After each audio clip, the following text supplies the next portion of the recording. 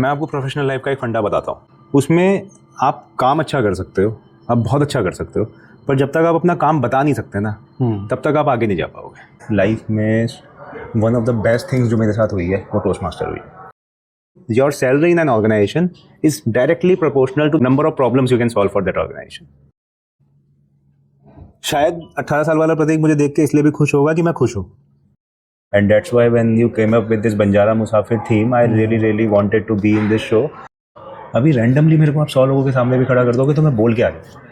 तो you want to say कि एक तरह का जिम है, जैसे जिम में हम लोग एक बार चले जाओ, भले 50 किलो का बंडल एक डंबल एक साथ आप उठा लो, बट उससे आपकी बॉडी नहीं बनेगी। बट अगर 10 किलो का आप रोज़ उठाते रहो अगले 2 साल 3 साल तक के लिए, तो आपके मसल्स बिल्ड होना, डिफाइन होना शुरू हो जाएंगे। रिग्रेट्स तो है मुझे, ऐसा नहीं है कि रिग्रेट्स नहीं है, और मुझे नहीं लगता कि कोई भी ऐसा व्यक्ति इस धरती पे होगा जिसको कोई रिग्रेट नहीं होगा। Jack of all trade, master of none, but often times better than the master of one. आप कभी ये मत बोलो कि आपकी कंपनी पैसे कम देती है, क्योंकि अगर आपको कंपनी 2 लाख रुपए दे रही है, किसी को 20 लाख भी दे रही है, आप 2 लाख ले सकते हो, तो आप ये जरूर कह सकते हो कि आप कम ले रहे हो, कंपनी तो 20 लाख भी देती है। When was the last time you did something for the first time? मैं तो मोहित जी, पहली बात तो मैं तो बहुत सीधा सा आदमी हूँ। तो मेरा नाम प्रतीक है and I come from Dehradun, and Dehradun is a capital city of Uttarakhand state, and my schooling and my early education of my career was done in Dehradun itself. After that, I have around 15 years of experience in different fields of industry. Majorly, I had been in on all the manufacturing industries. A short period was in consulting. And consulting also. Yes. Okay. And that's it. This is like all about, and other to my professional life. I have a kid of 1 year 8 months and a marriage of 8 years now, and I'm long time. I'm very closely linked to my family, so I have a lot of families and relatives in Dehradun, and I often visit them. And my hobbies are creative writing, and I also love traveling, and that's why when you came up with this Banjara Musafir theme, I really wanted to be in this show because it also resonates with my thinking, and so that's why I also travel a lot. Oh, wonderful. So, as you already mentioned, you are from Dehradun, Uttarakhand. Yes. वो एक place है जहाँ पे मेरा या फिर in fact बहुत सारे लोगों का मन करता है घूमने जाने के लिए। Scenes, the mountains, the reverse, that side. I am sure आपको भी ट्रैवलिंग का, जैसे आपने बताया, ट्रैवलिंग का भी पसंद है, बहुत शौक है। तो कौन सी एरियाज आपने उत्तराखंड में ऐसी एक्सप्लोर करी हैं जो शायद एक जनरल ट्रैवलर जो भी होते हैं वो नहीं कर पाते? अच्छा, तो अगर मेरे को इसका जवाब देना हो, मैं आज से मेरे ख्याल 15 साल पहले कौसानी गया था। कौसानी रानीखेत के ऊपर कुमाऊं में पड़ता है। तो तब मैंने जब कौसानी देखा ना, तो तब मेरे को सबसे पहली बार पता चला कि अनटच्ड ब्यूटी किसे कहते हैं। तो जो रियली अनटच्ड हिमालयाज़ की हम बात करेंगे। अब आज मुझे नहीं पता कि आज कैसा होगा, शायद अब तो बहुत ट्रैवलर्स वहाँ जाते हैं, बट जब मैं तब गया था तो वो जगह मेरे बहुत क्लोज है। That's very close to my heart. तो कसौनी किस एरिया में पड़ता है, कहाँ पे है? तो मैं आपको बताया, जैसे अल्मोड़ा से ऊपर रानीखेत के और ऊपर जाएंगे तो हम कौसानी पहुँचते हैं। सो गुड़गांव से अराउंड 450 किलोमीटर होगा। ऐसा मतलब ये स्पेसिफिक प्लेस आपने बताया, आई एम श्योर बहुत सारी जगहों पे और भी घूमे होंगे। इस प्लेस में ऐसा क्या है जो यूजुअली बात की जगहों पे नहीं मिलता? एक तो आपने बताया कि अनटच्ड ब्यूटी, ऐसा क्या है? मेरे को वहाँ जाके ना बहुत पीस महसूस हुआ। और वहाँ का सनराइज़ मैंने बहुत, I am actually early riser, so I wake up before sun always, every day. So and for me sunrises are pretty special. I really like watching sunrise. So but what I saw there from all the rooms in Kausani, they are placed in such a manner that when you see all the windows are towards east, so that you can see all the sunrises there. So the sunrise in Kausani is very peculiar because जब सूरज ऊपर आता है ना, तो आपको clear दिखता है, आपको बहुत लंबी वैली आगे दिखाई देगी और आपको एकदम से सूरज आते हुए दिखता है, तो आपको एक अंधेरा हटते वो आपके रूम तक आता है। तो वो तब मैंने जो एक्सपीरियंस किया था, तो वो मैंने पहली बार देखा था ऐसा कुछ। तो I can imagine that thing. मतलब सुबह आप उठे हो 5 बजे, 5:30 बजे का टाइम हो रहा है, बिल्कुल शांत area, green, I am sure greenery पूरी होगी वहाँ पे, और वैली से बीच में से एक सूरज निकल करके आपको दिख रहा है कि वो आपको ऐसे दिखता था। तो वो उस समय तो दिखता था, अब आप तो काफ़ी कमर्शियल हो गया होगा, but Kausani is a place which was very close to my heart when you say Uttarakhand. और जब आप उत्तराखंड की बात नहीं करते हो, अगर आप पूरे के पूरे इंडिया की बात करते हो, तो मैं लद्दाख गया था एक बार। ओके। तो लद्दाख में भी जो मतलब लद्दाख के जो पहाड़ है, और जब मैं लद्दाख में एक्चुअली मैं तो बाइक से नहीं जा पाया, तो मैं फ़्लाइट से गया था, तो ईजियर वे आई टू का ईजियर वे टू लद्दाख। सो जब लद्दाख में मैं उतर रहा था तो मैं तभी महसूस कर लिया था कि शायद इससे खूबसूरत तो शायद ही कुछ होगा। क्या बात है। तो मैंने भी लद्दाख को सिर्फ शायद मूवीज़ में अपने वीडियोज़ में व्लॉग्स वगैरह में देखा, अभी तक जाना मेरा हो नहीं पाया। बट कहते हैं कि लद्दाख जाओ तो बाइक से जाओ। हाँ कहते हैं, पर काफ़ी हिम्मत भी चाहिए तो वो मैं तो नहीं जुटा पाया। तो मैं फिर शायद मैं अपनी वाइफ के साथ भी गया था, तो वाइफ के साथ बाइक पे तो वो तो बिल्कुल तैयार नहीं थी, तो मैं भी नहीं तैयार था वैसे। पहले तो आपको सोलो ट्रैवलिंग करके ग्रुप्स के साथ जाना पड़ेगा, या तो बाइक से खुद जाना पड़ेगा, उसके बाद ही आप फैमिली को ले जा सकते हो। तो बट फ्लाइट से भी इक्वली वर्थ है। तो प्रतीक जी, जैसे आपने बताया ट्रैवलिंग का तो आपको शौक है ही। अपार्ट फ्रॉम दिस, जहाँ तक मुझे पता है, इनफैक्ट हम लोग की पहली बार मुलाकात टोस्ट मास्टर्स में हुई थी। You are an area director, I was a budding toastmasters. Then मैंने सुना है कि आपने एरिया डायरेक्टर का जो रोल एक तो 2 बार किया, आप प्रेसिडेंट भी रहे हो क्लब्स के, आपने एक क्लब ही चार्टर किया बिल्कुल स्क्रैच से। उस वो जर्नी कैसी रही, क्या थी? तो टोस्ट मास्टर्स तो मैं कहूँगा कि शायद मेरे लाइफ में one of the best things जो मेरे साथ हुई है वो टोस्ट मास्टर हुई। पता नहीं क्यों, लेकिन मैंने जिससे भी अभी तक सुना है टोस्ट मास्टर्स में, उनका सबकी लाइन यही कहती है, one of the best things toast masters. ऐसा क्या है इस कम्युनिटी में? मैंने जब मैं आपको बताता हूँ, जब मैं सबसे पहली बार जो पहली मीटिंग हुई थी टोस्ट मास्टर्स की, उसमें टेबल टॉपिक के लिए मैंने अपना हाथ खड़ा किया। ऑनलाइन मीटिंग थी, मैं आया और 1 से 2 मिनट का टाइम मिलता है, मैं 30 सेकंड्स भी नहीं बोल पाया। ओके। मैं फड़फड़ा रहा था, जैसे फड़फड़ाहट से मैं बोल रहा था उस दिन। और अगर मैं आज देखता हूँ तो शायद मेरे को 4 साल हो गए, उसमें से मैं 3 साल ही लगातार मैंने करा है, बीच में 1 साल का गैप था। तो अगर मैं 3 साल के बाद आज अभी रैंडमली मेरे को आप 100 लोगों के सामने भी खड़ा कर दोगे तो मैं बोल के आ जाऊँ, मतलब ऐसा नहीं होगा कि मुझे ऐसा नहीं होगा कि मैं बोलूँ क्या। ऐसा क्या हुआ 3 साल में? मुझे ऐसा लगता है कि सिर्फ और सिर्फ जो बार बार स्टेज पे आने की प्रैक्टिस हुई ना, तो थॉट्स तो वही है, कुछ नए थॉट्स तो आए नहीं। तो हाँ ठीक है, पढ़ता तो मैं पहले भी था, अभी भी पढ़ता हूँ, बट लेकिन जो मैं बार बार स्टेज पे आया तो वो मेरे अंदर से एक जो झिझक है और that stage fright, that stage fair, that went out of me. Okay. तो क्या आपको कोई लगता है कि कोई एक पर्टिकुलर मोमेंट था जब सब कुछ बदला, या फिर रेगुलर आने से, हर मीटिंग में शायद हर हफ्ते शो करने से क्या हुआ? जो मैं पहले I was in online club. Okay. Major जो टर्निंग पॉइंट था वो तब आया जब मैं एक इन पर्सन क्लब में आया, या जब मैं फिजिकल मीटिंग्स ज्वाइन करनी शुरू करी। तब से तो मैंने इन जो ऑनलाइन क्लब था तब भी आई वॉज फीलिंग कि आई एम इम्प्रूविंग, बट जब मैं इन पर्सन आने लगा तो देन तो एक्सपोनेंशियल ग्रोथ देखी है मैंने, that is one thing. But मैं ये कहूँगा कि हर मीटिंग से सीखता हूँ मैं। आज भी I make it a point कि हर week at least 1 Toastmasters meeting I should attend, even if I am on vacations, then I try to attend it on online meeting और somewhere, because I still feel that there is a lot of improvement is required in me, and still whenever I feel कि I did a fabulous speech, then evaluator comes and tell me that Pratik, you were wrong there, and I feel they provide you some sort of feedback, very good feedback, and then I always take feedbacks very positively, and that's Toastmasters all about, taking feedbacks positively. Yes, definitely. So it was a journey. आज भी मैं improve कर रहा हूँ, और शायद जब तक टोस्ट मास्टर्स में रहूँगा या जब तक मैं जिंदा हूँ तब तक मैं इम्प्रूव करता रहूँगा, and it is because of this platform. So you want to say कि एक तरह का जिम है, जैसे जिम में हम लोग एक बार चलेगा, भले 50 किलो का बंडल एक डंबल एक साथ आप उठा लो, बट उससे आपकी बॉडी नहीं बनेगी। बट अगर 10 किलो का आप रोज़ उठाते रहो अगले 2 साल 3 साल तक के लिए, तो आपके मसल्स बिल्ड होना, डिफाइन होना शुरू हो जाएंगे। सिमिलरली पब्लिक स्पीकिंग भी, अगर आप डेली जा रहे हो या फिर हर हफ्ते की आपने प्रैक्टिस कर ली, तभी कुछ होगा। ऐसा नहीं है कि एक बार कहीं स्टेज पे का दूसरों के सामने बोल दिया कर लिया। इसी ये आपने बहुत अच्छी बात कही। इसमें मैंने एक बार ये भी नोटिस किया है कि अगर बीच में गैप भी हो जाए तो उसके बाद भी आप उस तरह से नहीं बोल पाते हो, तो इसलिए रोज़ जाना तो ज़रूरी है। तो डेफिनेटली जिम की तरह है जाना, कंसिस्टेंसी इज की। कंसिस्टेंसी तो देखो सर कहीं पे भी की है, नॉट इन टोस्ट मास्टर, कहीं पे भी की है वो, तो आपके रिलेशनशिप में भी की है, आपके ऑफिस में भी की है, आपको स्पोर्ट खेलते हो तो वहाँ पे भी की है। कंसिस्टेंसी तो चाहिए ही चाहिए, वो चाहिए, उसका तो कोई वो ही नहीं। If you are consistent, you can build any muscle, be it public speaking, be it leadership or anything. Wonderful.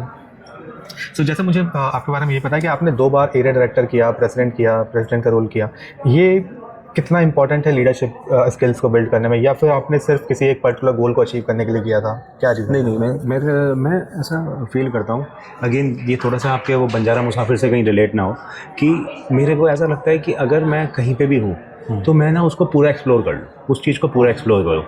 अगर मैं टोस्ट मास्टर में आया हूँ तो मैं उसमें एक्सकॉम में भी जाना चाहता हूँ, मैं प्रेसिडेंट भी बन के देखना चाहता हूँ, मैं चाहता हूँ कि मैं एरिया डायरेक्टर भी बन के देखूँ, जिससे मैं वो एक्सपीरियंस ले पाऊँ कि एरिया डायरेक्टर बन के मैं सीखता क्या हूँ या फिर मैं क्या फील करता हूँ। और मैंने डेफिनेटली एरिया डायरेक्टर बन के क्या सीखा है, मैं कितने लोगों से मिला हूँ। मैं आपको बताऊँ, मेरे को ऐसा लगता है कम से कम मैं 10,000 लोगों से मिलाऊंगा उसे 1 साल में, क्योंकि मैं इतने क्लास में गया, इतनी जगह जज बन के गया, इतनी जगह कंटेस्टेंट से मिला हूँ, चीफ कॉन्टेस्ट चेयर बन के गया हूँ, और कितनी ट्रेनिंग्स में लोगों से मिला हूँ। और हर आदमी आपको कुछ ना कुछ सिखा के जाएगा। जिस 5 मिनट भी आप किसी से मिलते हो वो आपको कुछ सिखा के जाता है। कितने कुछ सीखा है। क्या बात है।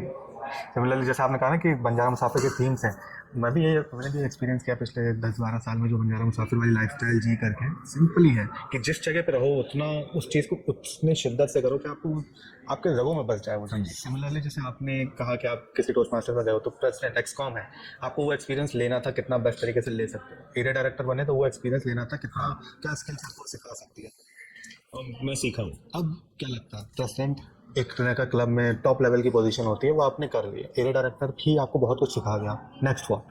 अब टोस्ट मास्टर्स में अभी मेरी प्रोफेशनल जर्नी है, उसमें मेरा टाइम काफ़ी ज़्यादा जाता है। Okay. तो मैं इसलिए टोस्ट मास्टर में कोई अभी लीडरशिप पोजीशन के लिए कमिट नहीं कर पा रहा हूँ। But definitely when I find some balance and I am trying to find, and maybe in 6 months also I will find that balance. Once I have that balance, I'll definitely come back to some leadership role in, I will definitely want to come to a leadership role. वो तो ना अब leadership पे है कि वो मेरे को देना चाहेंगे या नहीं, but when I find out that balance I'll definitely try to come back to some leadership role so that I can serve to toast masters. मेरे को एक अंदर से ना ग्रेटिट्यूड भी है, मतलब मुझे ऐसा भी लगता है कि टोस्ट मास्टर ने मेरे को इतना हेल्प किया है, शायद मेरे को ऐसा भी लगता है कि मैं अपनी लाइफ में अपने करियर में जहाँ भी हूँ उसका भी काफ़ी हिस्सा टोस्ट मास्टर की वजह से है, क्योंकि मैं किसी भी मीटिंग में कुछ फ्लॉलेसली बोल पाता हूँ या मैं अपना पॉइंट रख पा रहा हूँ, वो भी टोस्ट मास्टर की वजह से। तो I also feel that I also have to give back to toastmaster society. जो बडिंग टोस्ट मास्टर्स है उनको बैक देने का भी मेरा कर्तव्य भी है। प्रतीक जी, अभी आपने बताया जैसे कि टोस्ट मास्टर्स ने आपकी प्रोफेशनल लाइफ में भी काफ़ी हेल्प करी। हाँ जी। ऐसा क्या था कि आपने किसी क्लब में, टोस्ट मास्टर्स क्लब में प्रेसिडेंट का रोल लिया, वहाँ पे एरिया डायरेक्टर किया, वहाँ से प्रोफेशनल लाइफ में कैसे उसकी हेल्प हुई? मैं आपको प्रोफेशनल लाइफ का एक फंडा बताता हूँ जो मैंने इतने साल में फील किया। मेरा एक्सपीरियंस अभी इतना ज़्यादा भी नहीं है, बट जितना मैंने फील किया उसमें आप काम अच्छा कर सकते हो, आप बहुत अच्छा कर सकते हो, पर जब तक आप अपना काम बता नहीं सकते ना तब तक आप आगे नहीं जा पाओगे। तो टोस्ट मास्टर्स ने मेरी वो एक हेल्प की कि मैं लोगों को बता पाया कि मैं क्या सोच रहा हूँ, और मैं लोगों को ये बता पाया कि मैं क्या कर सकता हूँ और मैंने क्या किया है।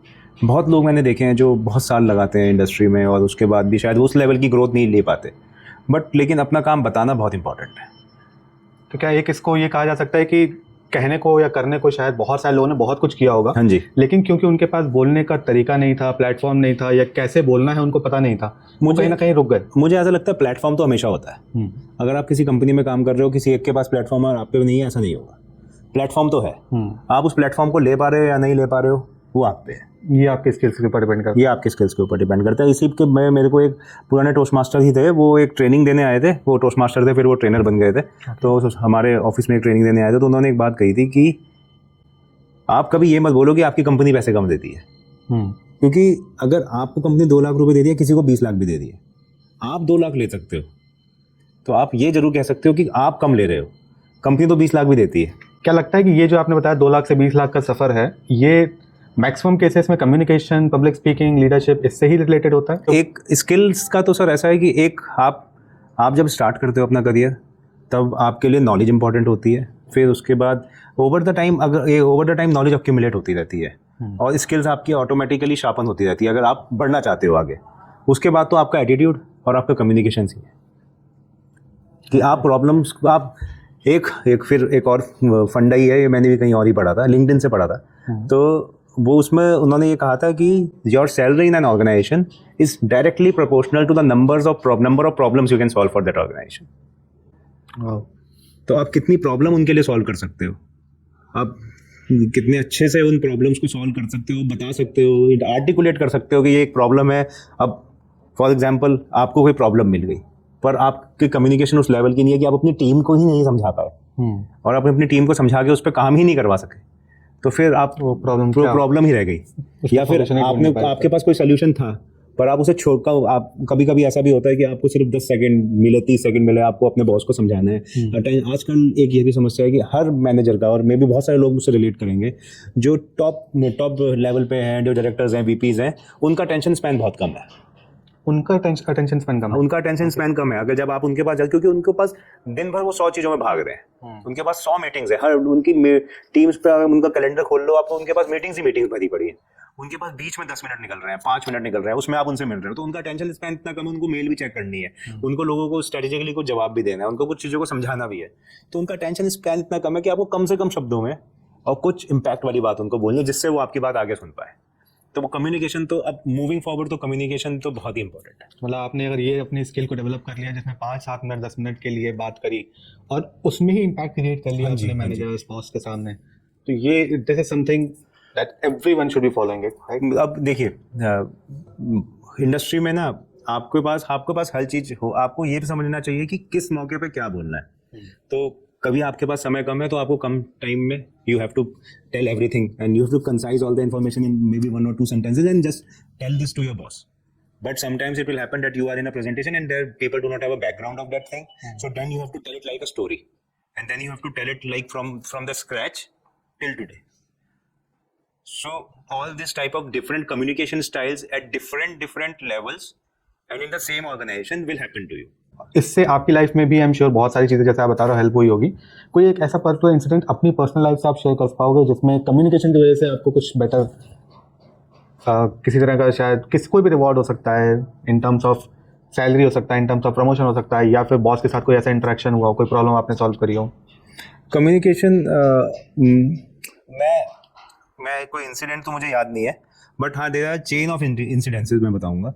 जब से I am leading a team for a very long time now and the people I lead are also like maybe 10 to 12 years of already of experience, so they are also maybe 1 or 2 years less than me whom I manage. Okay. So when you have to manage such people who are also very close to in experience, so you have to be very cautious when what to talk to them about. And then I also have a mix, then some people are GTs who are very young from the college, and then there are people who have been veterans and they are very specific, they are very specialized in their core skills. So what I have learned, what I learned a lot was from CRC approach, which we take in Toastmasters. Okay. So if somebody comes to you with an idea, or somebody comes to you with an assignment which you have given them. So earlier, if I was just saying that this is wrong, you go back. Now I have changed that. First, I'll talk about the good things that they have done, and then I'll give them the feedback. And this has changed the game for me. I do feel that I have a good terms with my team, and I'm able to communicate what I want, and they are able to respond at the similar frequency which I want. And like most of the times, they are able to respond on the similar frequency which I want, and I'm pretty happy with my team how they are operating. And this you can relate to that using the CRC approach. CRC's approach is basically the recommendation, and then again the commendation, which means first you try to make a rapport with the person you are talking to, then provide them the feedback that they can improve upon for the next time, and then again the commendation, ending the conversation on a lighter note that the member, the employee or any boss you are talking to should not feel bad about it. ये जो बंजारा मुसाफिर वाली lifestyle है, ये पिछले 10-12 साल से हम follow कर रहे थे, बीच में कहीं ना कहीं ऑन एंड ऑफ चल रहा था, बट कभी इस चीज़ को मैंने सही से समझ नहीं पाया। लेकिन अगर पूरा 10 साल के 12 साल की जर्नी को देखें तो एक चीज़ है जो मुझे हमेशा किक देती है, वो है एक कोट। पता नहीं कहाँ मैंने वो कोट पढ़ा था, बट उस कोट ने मुझे हमेशा मोटिवेट रखा कुछ नया ट्राई करने को, कुछ डिफरेंट ट्राई करने को वहाँ से। और इस एक कोट है, ये एक क्वेश्चन है जिसका आंसर मुझे मैं अपने आप से पूछता हूँ, और ये आंसर अगर एक हफ्ता 1 महीने से ज़्यादा पुराना हो जाता है तो मुझे कुछ ना कुछ नया चाहिए होता है उस किक को दोबारा से करने के लिए। और वो क्वेश्चन है, when was the last time you did something for the first time? Thought provoking question है Mohit ji, but frankly if I have to tell you that what was the last time when I did something for the first time, so the first time I'm giving an interview in a podcast. So and then when you reached out I said yes. So this is like this is inbuilt in me, and it's a general philosophy of throughout my life. And if I have to tell you that mere over the career span of 14 years I have right now, so this is my 6th assignment, or you can say a 6th company I'm working with. So I've shifted through various organizations, and while shifting from various organizations I've also shifted the profiles. And आपने एक तो company भी shift करी। हाँ जी। Usually company जब लोग shift करते हैं वो एक मोटिव से करते हैं कि उनको प्रमोशन मिलेगा एक अच्छा पैकेज मिलेगा, इस रीज़न से करते हैं। लेकिन अब आप मेंशन कर रहे हो कि आपने कंपनी के साथ साथ में प्रोफाइल भी शिफ्ट करी। मेरा जो मेन मोटिवेशन हर स्विच के साथ रहा है कि मैं कुछ ना कुछ नया सीखना चाहता था और कुछ ना कुछ नया करना चाहता था। ओके। तो आई स्टार्टेड विद मैन्युफैक्चरिंग, उसके बाद FP&A, and then I went to vendor development, then I went to procurement, then consulting, and now I am building a centre of excellence.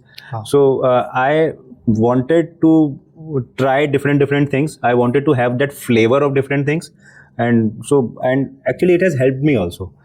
If I look back and then see that whenever a problem comes to me, is appearing in front of me, I am always able to look at that problem in a very holistic manner, because I can view it in a very broader spectrum of things. I know that FP&A से हम कैसे देखते हैं इसको, या फिर इसको and to end में कैसे, I can see it in a end to end way कि मैं एंड टू एंड ये प्रॉब्लम कैसे इम्पैक्ट करेगी हमको. Then the decisions I take are more strategic in nature. तो डेफिनेटली मेरे को फायदा भी हुआ है. एक आपने मुझे कभी मेंशन किया था वो कोई टी थ्योरी का, वो क्या था? अभी T theory, so like it's like a T-type person. So T-type person says that if just imagine that it's a T. So T-type of people are that they have a wider range of journal skills, very wider range of journal skills, and they are specialized in one or two skills. So like they are very deep in one or two skills, or one or two areas they are very deep, but they have a very wide spectrum of journal skills, or maybe they know a lot of things, and they can perform in that areas also, but they are pretty deep in one or two. At least they can think about that particular area by different perspectives. Right? You can say, yeah, this is also a way to think about it. So if somebody is very strong in certain area and it is his or her core, but he also knows about different functions. Okay. So these type of people are very good when it comes to collaboration, because they know things from different perspectives, and they can gel up with the bigger teams very well, and also they can operate in very complex environments. So if you throw just a question at them, and you do not tell them that how to navigate there, so they will go ahead and navigate, because they know how to function in different areas. So they come out to be, I have seen them to be coming out victorious in such situations. And so it's like it reminds me of a quote of that, a jack of all trades. So have you heard of that quote? Yes, मेरे दिमाग में भी अभी ये वाला quote चल रहा था, लेकिन आप बताओ. So the quote says the jack of all trades and master of none. But this is not the complete quote actually. So it says that jack of all trades and master of none, but oftentimes better than master of one. So it's like more like a T type of person, that if somebody is a T type of person, then he knows a lot of things, and then he can quickly turn around things, comparing to a person who has a limited knowledge of that function only.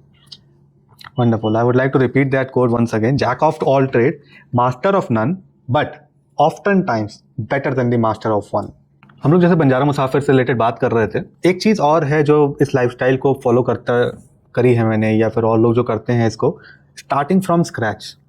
कुछ ऐसा होता है जो बिल्कुल scratch से उन्होंने शुरू किया, कई बार कुछ सीखने के लिए, कुछ कमाने के लिए, कभी फेम के लिए, किसी भी चीज़ के लिए हो सकता है, किसी पर्पस से रिलेटेड भी हो सकता है वो, बट बिल्कुल स्क्रैच से उन्होंने स्टार्ट किया, उसको एक लेवल तक लेकर के गए, उनको उस पोजीशन पे आकर के लगा कि अब मैंने अपना जितना मैं दे सकता था वो मैंने दे दिया यहाँ पे. शायद वहाँ से मुझे नया सीखने को नहीं मिल पा रहा, या शायद मैं जितना सीख पाया हूँ यहाँ से वो मैं अब दे नहीं पा रहा वापस, जितना हो सकता था मैंने कर दिया. फिर वो किसी और जर्नी पे चले जाते हैं. वो ट्रैवलिंग के लिए भी हो सकता है, कभी ट्रैक पे गए हो वो भी हो सकता है, कोई नया बिजनेस स्टार्ट किया हो, कोई नया जॉब रोल स्टार्ट किया हो, या फिर आपके टर्म से मुझे एक चीज़ पता है बट आपसे ही सुनना चाहेंगे उस चीज़ को, क्या वो एक चीज़ है जो इसको फॉलो करती है? और नहीं तो कोई भी एक ऐसा इंसिडेंट जो आप शेयर करना चाहो, जो बिल्कुल स्क्रैच से शुरू करके आप एक लेवल तक लेकर के गए, जब लगा कि हाँ मैंने बहुत कुछ किया, अब शायद मेरे लिए यहाँ पे करने को नहीं है, कोई एक ऐसी चीज़. इस क्वेश्चन का आंसर मैं टोस्ट मास्टर्स से रिलेटेड देना चाहूँगा.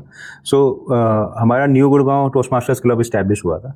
सो मैं चार्टर मेंबर था, बट चार्टर प्रेसिडेंट मनीष थे, और नीलिमा ने और मनीष ने ही वो क्लब चार्टर किया था. बट उसको स्टार्ट करने के बाद तो शायद ऑब्वियसली जैसे कोई नया क्लब होता है, आप द्रोणाचार्य पे चला रहे हो, आपको पता ही होगा, तो स्टार्टिंग में बहुत चैलेंजेस आते हैं, और डेफिनेटली वहाँ पे भी बहुत चैलेंजेस आए. सो ऐसा भी कह सकते हैं कि मतलब मैं फर्स्ट मीटिंग में भी था, और मैं आज तक वहाँ जाता हूँ.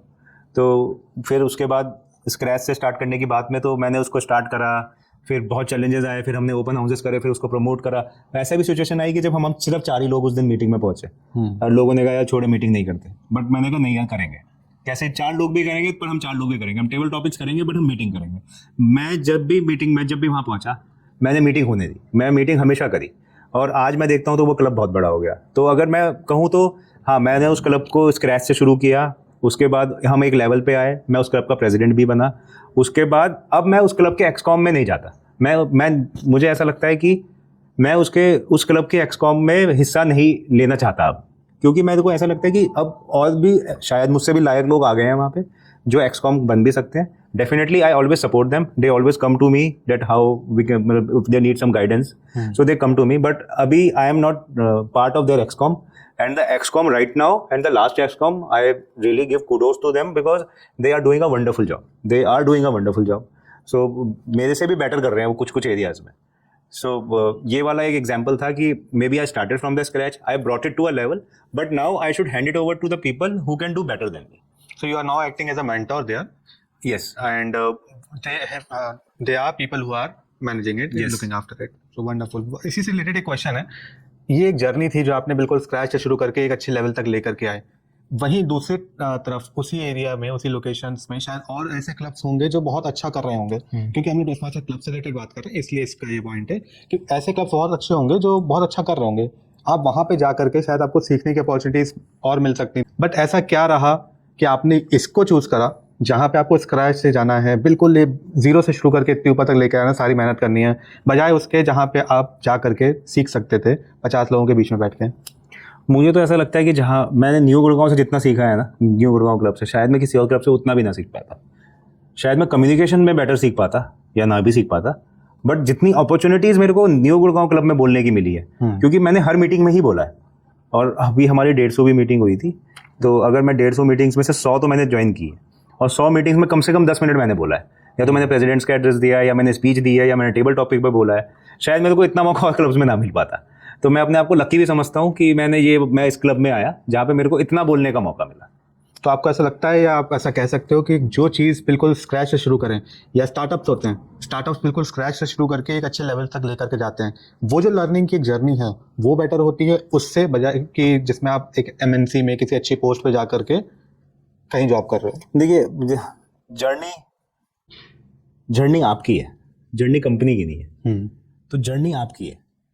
आप एक MNC में भी ना स्क्रैच से शुरू कर सकते हो। आप आपकी जर्नी है, आपने एक MNC ज्वाइन की, क्या पता आपका डिपार्टमेंट अभी नया बना हो जो आपको स्क्रैच से खड़ा करना हो, आपकी प्रैक्टिस नहीं बनी हो, वो प्रैक्टिस पहले हो ही ना उस कंपनी में, आपकी कंपनी कंसल्टिंग की कंपनी है, वो उस टाइप की कंसल्टिंग पहले देती ही ना हो, आप ही गए हो वहाँ पे, आपने वो कंसल्टिंग स्टैब्लिश करी, आपने नए क्लाइंट्स ढूंढे, तो वो आपके लिए स्टार्टअप हो गया। आप किसी स्टार्टअप में गए, वो वेल स्टैब्लिश स्टार्टअप है, प्रोसेसेस बन चुके हैं तब तक, और आपने उस समय पे ज्वाइन किया कि जब आपके पास बहुत कुछ नया करने को नहीं है।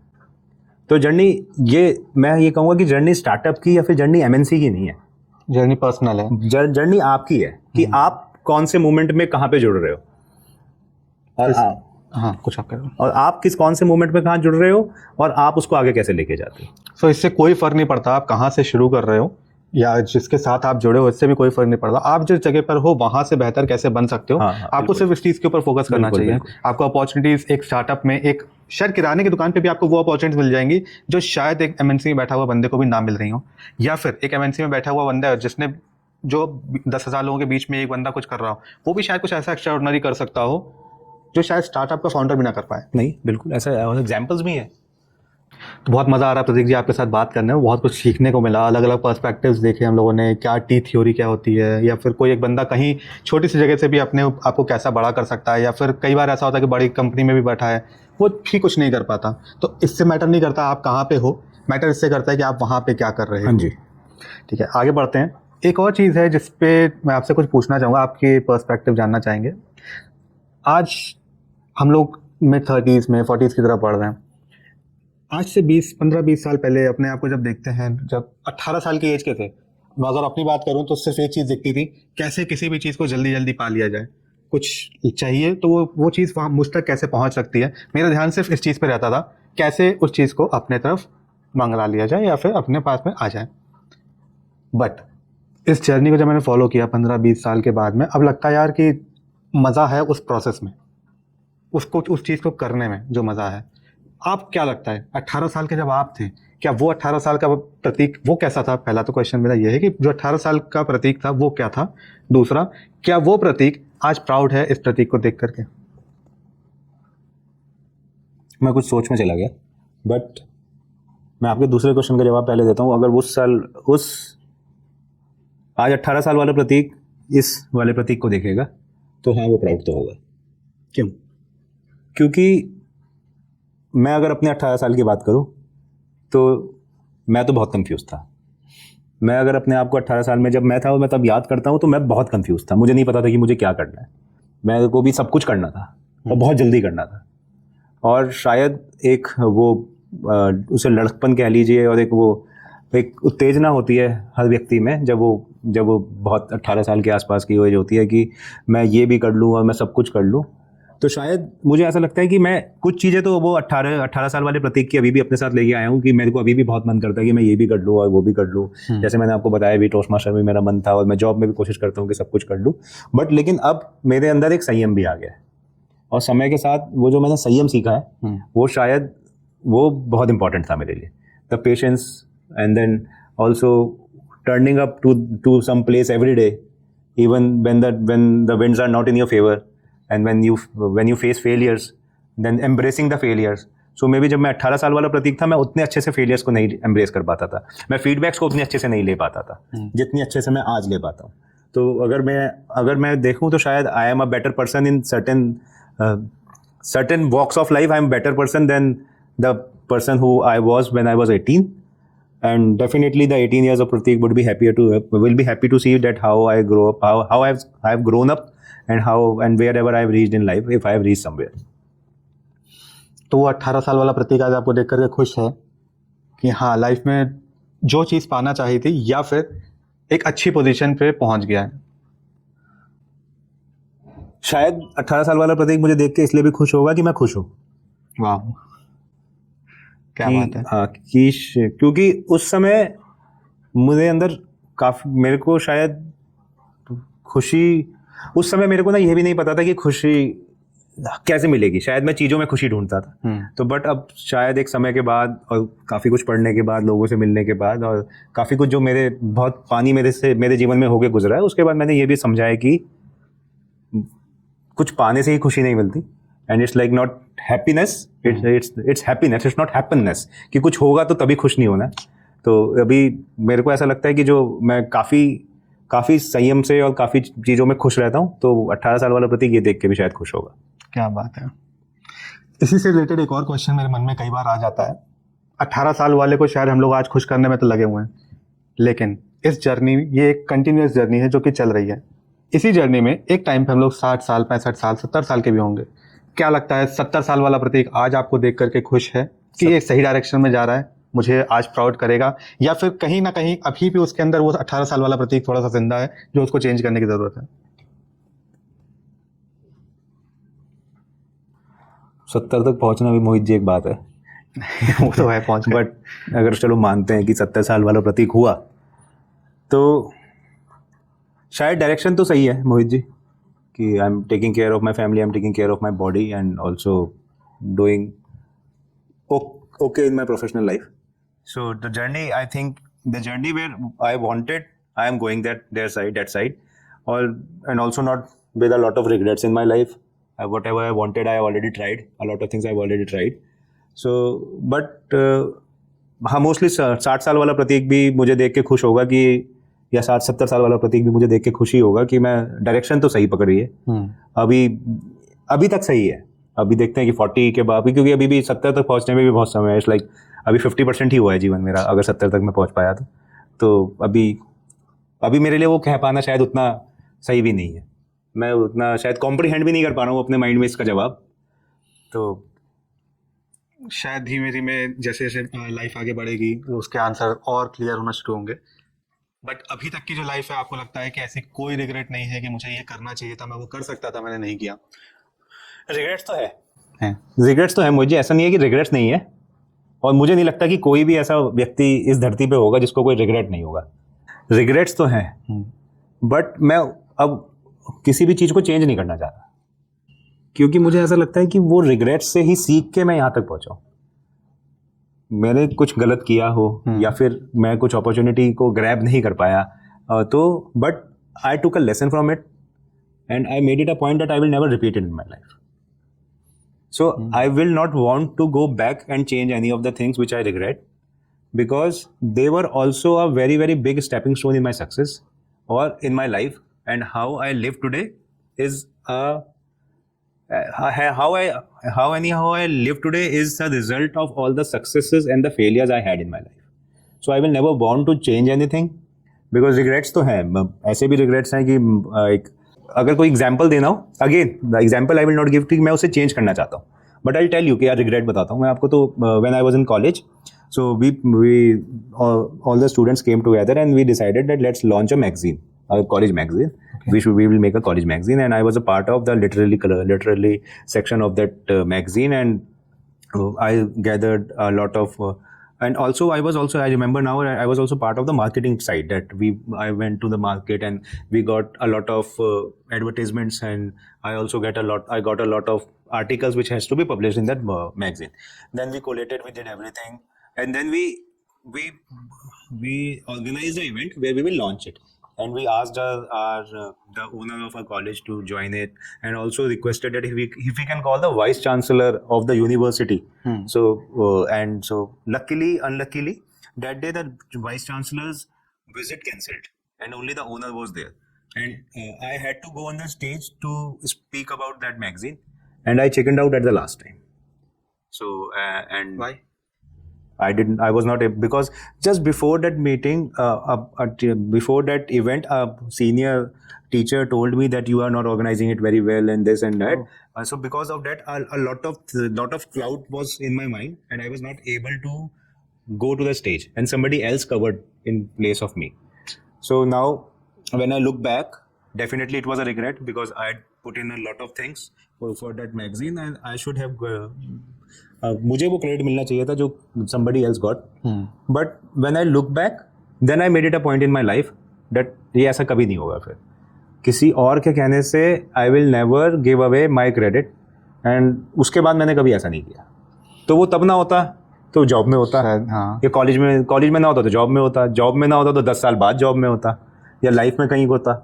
तो वो वहीं पे मुझे वो लेसन मिल गया. तो मैं वो रिग्रेट तो है, बट मैं उसे चेंज नहीं करना चाहता, मैं उससे सीखना चाहता हूँ. सो लाइफ में रिग्रेट्स भी होते हैं, बट वो रिग्रेट्स भी लेसन्स देते हैं. बहुत अच्छे कन्वर्सेशंस हुए प्रतीक जी आपके साथ में, बहुत कुछ सीखने को मिला. आपकी toast master journey, professional journey, travelling and the regrets and everything. Hope आपको भी शायद मज़ा आया होगा बात करने में. मुझे कैसा रहा एक्सपीरियंस आप? थैंक यू मोहित जी, आपने यहाँ पे बुलाया, और मेरे को तो फील ही नहीं हुआ कि आप इंटरव्यू ले रहे हो. मुझे तो ऐसा लगा कि दोस्त से मैं बात ही कर रहा हूँ, और उसी में सब बातें निकल गई. बस इसी तरह से बातचीत करते करते हम लोग का शायद लोगों को पसंद आए, कुछ सीखने को उनको मिले. मज़ा आया प्रतीक जी आपके साथ बात करने में. Thank you so much. Thank you.